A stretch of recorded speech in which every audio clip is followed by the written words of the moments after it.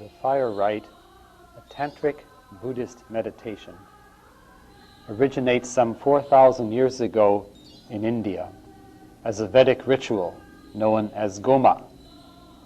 The Goma flourished in 8th and 9th century China and Japan as a vehicle of Buddhist teachings. From the very beginning, the Goma had two meanings, one for the devout faithful, prayers of petition, and one for the mystic, prayers of union. To the mystic, the fire to be lit in the Goma is a symbol of purification, emptying and love. All of the things inside us which keep us from union must be burned away. The Goma altar is square, representing the earth, and the stove is circular, representing the heavens. To the right of the altar are offerings representing our evil deeds, and in the center, offerings representing our good deeds, our virtues. All of these are to be burned in the fire. A vajra, a brass symbol of thunder and lightning, is used to purify and to offer the sacrifices.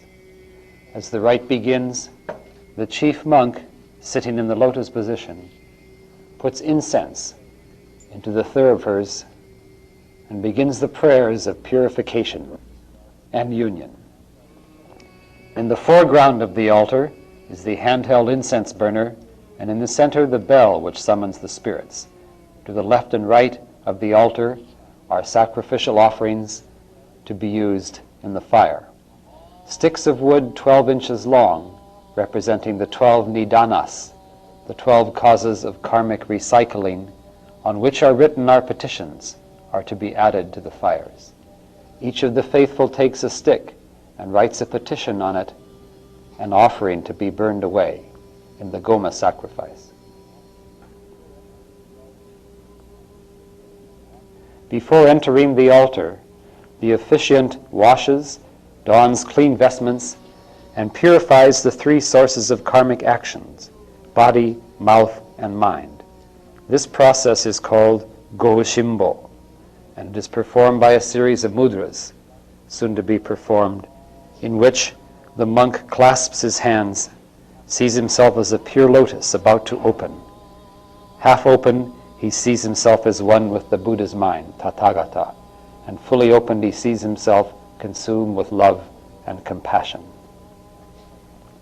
Opening the book, preparing the sacrifices on the altar, the high priest now begins the first meditation.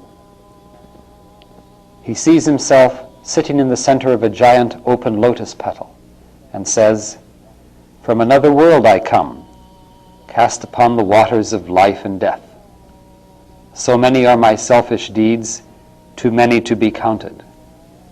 Today I stand before the great worthy one, and with my whole heart declare my repentance. Like the sorrowing Buddhas of the past, I too wish to be pure. I vow to rely on their strength to purify and save all sentient beings. Because of this overpowering vow, their merits now clothe and cleanse me." Now taking a stick and dipping it in water, the monk first purifies himself 3 times, then the sacrificial offerings, and then the entire cosmos. The cosmos is symbolically blessed by touching the water 8 times, once each for the 8 directions. In this first part of the Goma ritual, the priest blesses and purifies himself, the sacrificial offerings, all the people in the area, and the entire cosmos. In the second part of the ritual, a fire is lit and the offerings are burnt. And when the fire goes out in the third part of the ritual, the priest then makes the final meditations of purification and union.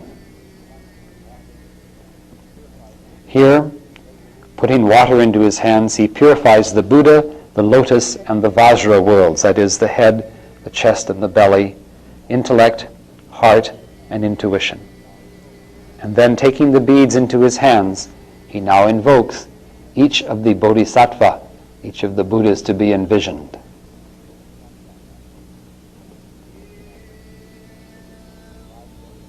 Into his hands are taken the Vajra, the little brass thunder symbol, the beads in which each of the Bodhisattva are invoked, and the incense thurible.